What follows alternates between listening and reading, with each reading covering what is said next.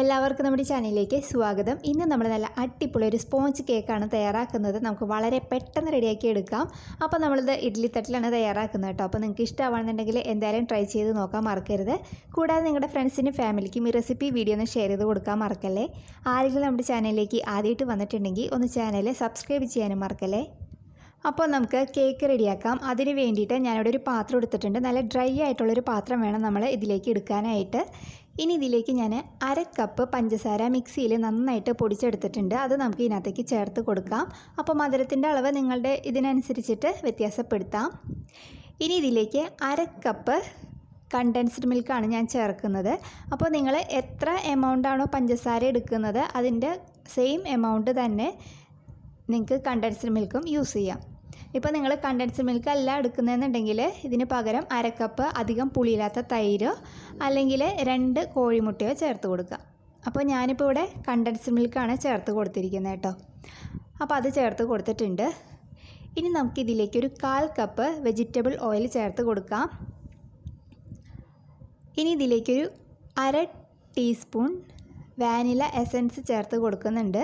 എന്നതിന് ശേഷം നമുക്കിത് നന്നായിട്ടൊന്ന് മിക്സ് ചെയ്തെടുക്കാം. ഒരു ഫോർക്കോ അല്ലെങ്കിൽ വിസ്കോ വെച്ചിട്ട് നന്നായിട്ടൊന്ന് മിക്സ് ചെയ്തെടുക്കാം.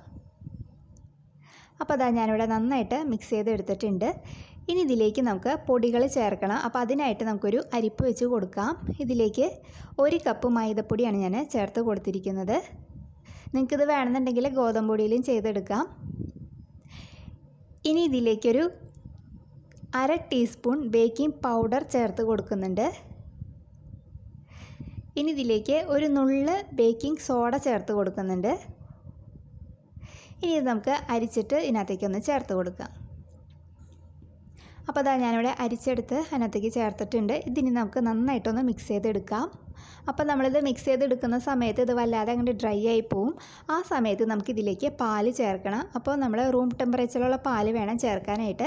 ഞാനിപ്പോൾ ഇവിടെ 1 കപ്പ് എടുത്ത് വെച്ചിട്ടുണ്ട്. അപ്പോൾ ഇത് മുഴുവനും ചേർക്കുന്നില്ല, നമുക്ക് നോക്കിയിട്ട് ചേർത്ത് കൊടുക്കാം. ആദ്യം ഞാനൊരു 1/4 കപ്പ് ചേർത്ത് കൊടുക്കുന്നുണ്ട്. എന്നിട്ട് നന്നായിട്ടൊന്ന് മിക്സ് ചെയ്ത് നോക്കുക.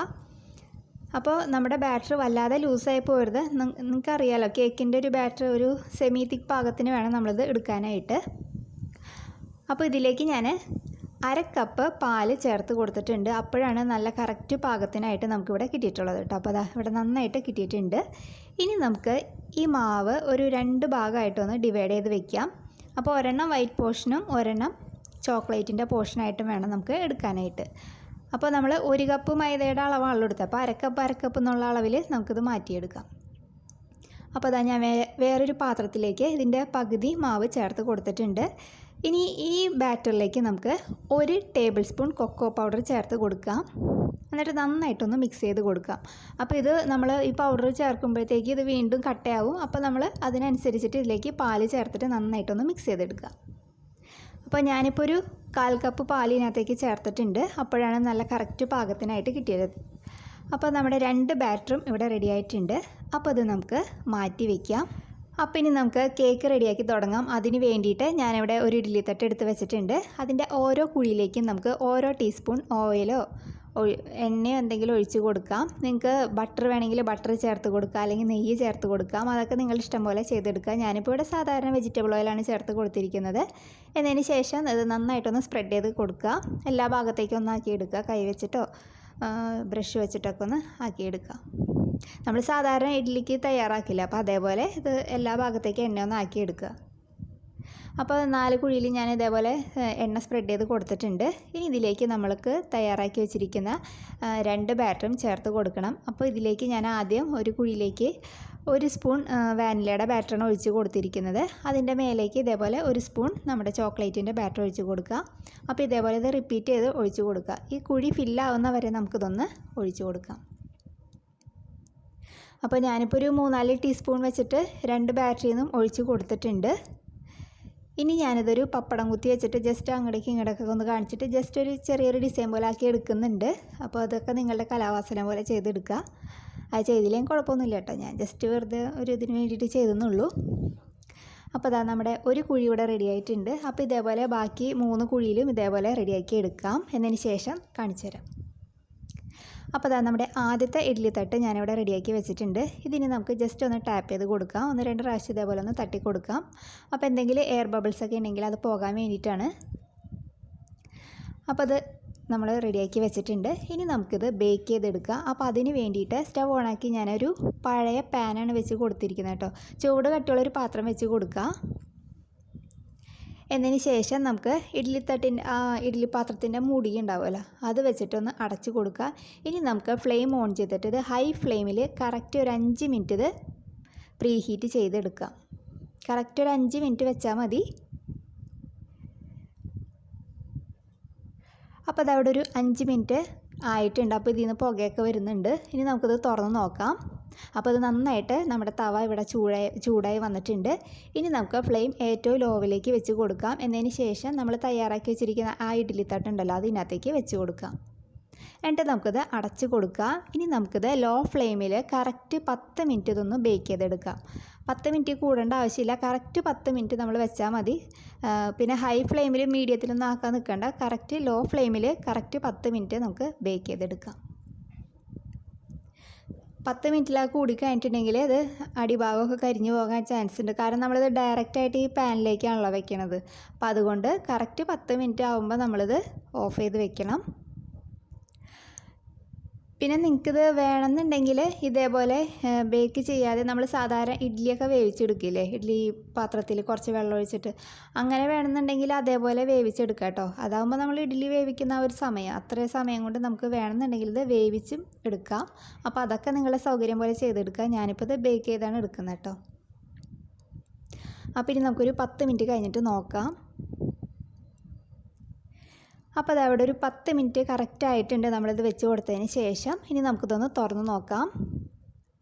അപ്പോൾ അതാ നമ്മുടെ കേക്കൊക്കെ ഇവിടെ നല്ല അടിപൊളിയായി ഇവിടെ പൊന്തി വന്നിട്ടുണ്ട്. നല്ല കറക്റ്റ് പാകത്തിനായിട്ടുണ്ട്. ഇനി നമുക്ക് ഫ്ലെയിം ഓഫ് ചെയ്ത് വെക്കാം. എന്നതിന് ശേഷം നമുക്കിത് ഈ തവയിൽ നിന്ന് വേറൊരു പാത്രത്തിലേക്ക് മാറ്റി വയ്ക്കാം. അപ്പോൾ ഇത് നന്നായിട്ട് ചൂടാറി വരട്ടെ. കാരണം നമ്മളിത് ചൂടോടുകൂടി ഇത് എടുക്കാൻ ശ്രമിച്ചിട്ടുണ്ടെങ്കിൽ ഇത് വിണ്ടുപോകും. അപ്പോൾ നമ്മളിത് നന്നായിട്ട് ചൂടാറിയ ശേഷം വേണം ഇതിങ്ങനെ ഈ പാത്രത്തിൽ നിന്ന് മാറ്റിയെടുക്കാനായിട്ട്. ഒരു സ്പൂണോ അല്ലെങ്കിൽ കത്തിയോ വെച്ചിട്ട് നമുക്കിതൊന്ന്, നമ്മൾ സാധാരണ ഇഡ്ഡലിയൊക്കെ ഇതിൽ നിന്ന് എടുക്കില്ലേ, അതേപോലെ ഒന്ന് മാറ്റിയെടുക്കുക. അപ്പോൾ നന്നായിട്ടൊന്ന് ചൂടാറി വരട്ടെ.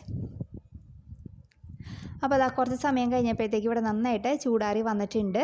ഇതിന് നമുക്ക് ഒരു കത്തി വെച്ചിട്ട് ഇത് ഈ പാത്രത്തിൽ നിന്നൊന്ന് മാറ്റിയെടുക്കാം. അപ്പോൾ അതാ ഞാൻ ഇവിടെ റിമൂവ് ചെയ്തിട്ടുണ്ട്. അപ്പോൾ അതാ നല്ല അടിപൊളിയായി വന്നിട്ടുണ്ട് നമ്മുടെ കേക്ക് കേട്ടോ.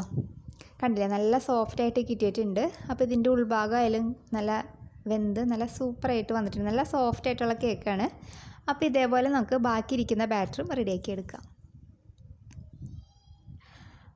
അപ്പോൾ അടുത്ത ഇതും നമ്മൾ തയ്യാറാക്കുന്ന സമയത്ത് ഇതേപോലെ തന്നെ ഈ ഇഡ്ഡലിയുടെ ഈ പാത്രം ഉണ്ടല്ലോ, അതിനകത്തേക്ക് എണ്ണ തൂത്തതിന് ശേഷം ബാറ്റർ ഒഴിച്ചിട്ട് നമ്മൾ നേരത്തെ ചെയ്ത പോലെ 5 മിനിറ്റ് പ്രീ ഹീറ്റ് ചെയ്യുക. 10 മിനിറ്റ് ലോ ഫ്ലെയിമിൽ ബേക്ക് ചെയ്തെടുക്കുക. അപ്പോൾ അതാ ഞാൻ നമ്മുടെ എല്ലാ ബാറ്ററും ഇവിടെ റെഡിയാക്കി എടുത്തിട്ടുണ്ട്. അപ്പോൾ ആ ഒരു ബാറ്ററിൻ്റെ അളവിന് എനിക്ക് കറക്റ്റ് ഒരു 17 കേക്കാണ് കിട്ടിയിട്ടുള്ളത് കേട്ടോ. അപ്പോൾ നല്ല അടിപൊളിയായിട്ടുള്ള സോഫ്റ്റായിട്ടുള്ള കേക്ക് ഇവിടെ റെഡി ആയിട്ടുണ്ട്. നമ്മൾ ഇഡ്ഡലി പാത്രത്തിലാണ് തയ്യാറാക്കിയത്. അപ്പോൾ നിങ്ങൾ ഇതുവരെ ഇത് ചെയ്ത് നോക്കിയിട്ടില്ല എന്നുണ്ടെങ്കിൽ എന്തായാലും ഒന്ന് ട്രൈ ചെയ്ത് നോക്കാൻ മറക്കരുത്. ചായയുടെ കൂടെ നല്ല അടിപൊളി കോമ്പിനേഷനാണ്. പെട്ടെന്ന് നമുക്ക് റെഡിയാക്കി എടുക്കാം. പിന്നെ നിങ്ങൾക്ക് വാനില അല്ലെങ്കിൽ കൊക്കോ പൗഡർ നിങ്ങളുടെ കയ്യിലില്ല എന്നുണ്ടെങ്കിൽ നമ്മൾ പഞ്ചസാര പൊടിക്കുന്ന സമയത്ത് അതിനകത്ത് 2-3 ഏലക്ക ഇട്ടിട്ട് അതൊന്ന് പൊടിച്ചെടുത്താലും മതി. അപ്പോൾ വെള്ളക്കേക്കായിട്ട് കിട്ടുന്നേ ഉള്ളൂ. പിന്നെ ഈ കുട്ടികൾക്ക് ഇങ്ങനെ കൊടുക്കുമ്പോൾ ഒരു കളറൊക്കെ ഇങ്ങനെ ചോക്ലേറ്റിൻ്റെതൊക്കെ വരുമ്പോൾ അവർക്ക് കൂടുതൽ ഇഷ്ടമാവുമല്ലോ. അപ്പോൾ അതിന് വേണ്ടിയിട്ടാണ് നമ്മൾ ഇതിനകത്തേക്ക് 2 ബാറ്ററൊക്കെ ആക്കിയിട്ട് കൊക്കോ പൗഡറൊക്കെ ചേർത്ത് റെഡിയാക്കി എടുത്തത്. അപ്പോൾ നിങ്ങൾക്ക് ഇഷ്ടമായിട്ടുണ്ടെങ്കിൽ എന്തായാലും ട്രൈ ചെയ്ത് നോക്കാൻ മറക്കരുത് കേട്ടോ. നല്ല അടിപൊളി ടേസ്റ്റാണ്. അപ്പോൾ നമുക്ക് നല്ലൊരു വീഡിയോ ആയിട്ട് അടുത്ത ദിവസം കാണാം. താങ്ക്